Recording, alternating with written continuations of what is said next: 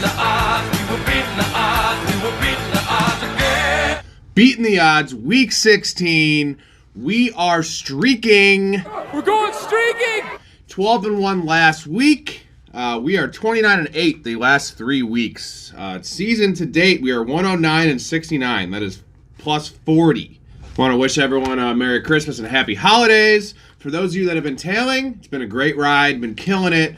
Those new to the show, check it out, like, subscribe. We've been killing it. We got 3 weeks left, so let's continue on this trend. Season standings: we have Mike Story 31-13-1, Sean Gocher 29-15-2.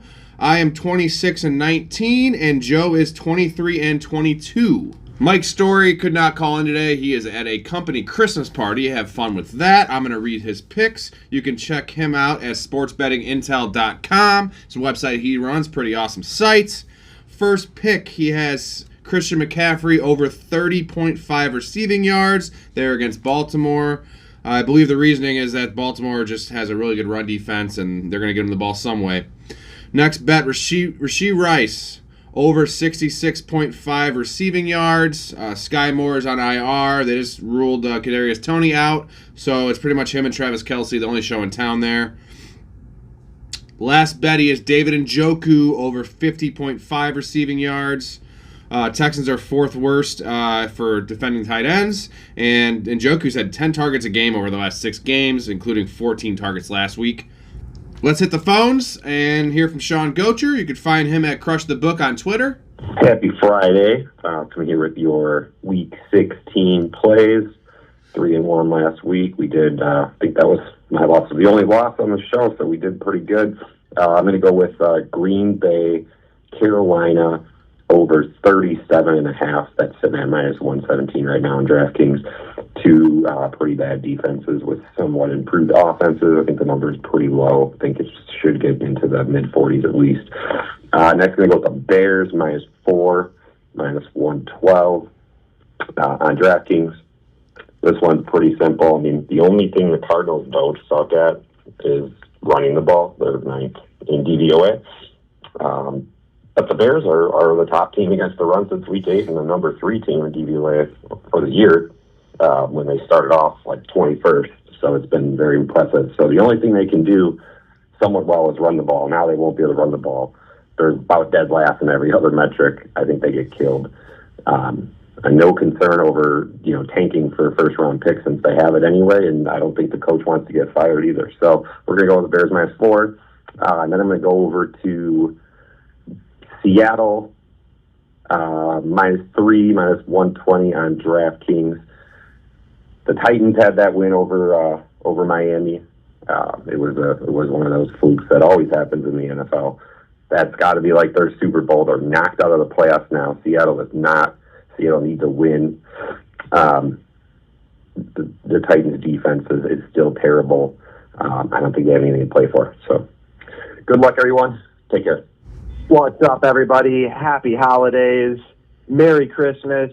I hope everybody gets to enjoy these next couple weeks coming up here with friends and family. And let's get on to the new year with keeping this trend going. We are on fire. I am on fire, and I intend to keep this going. So here we go.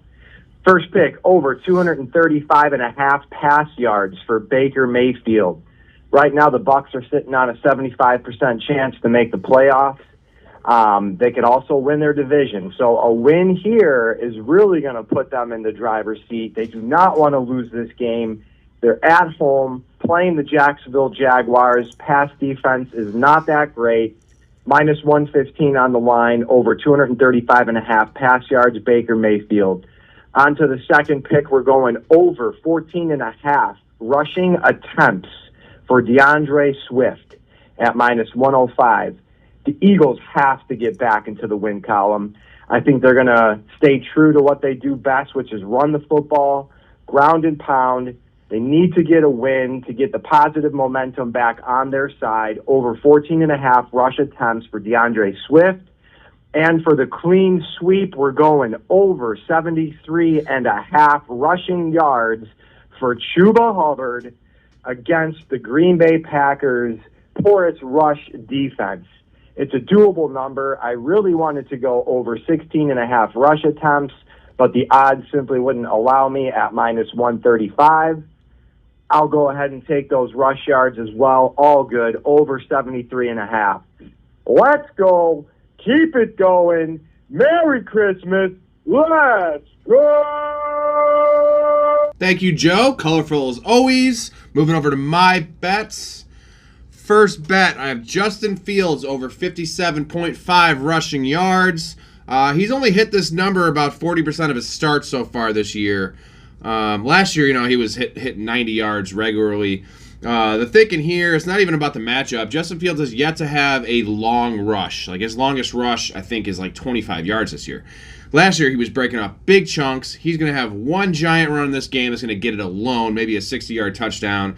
I love Justin Fields over in this game.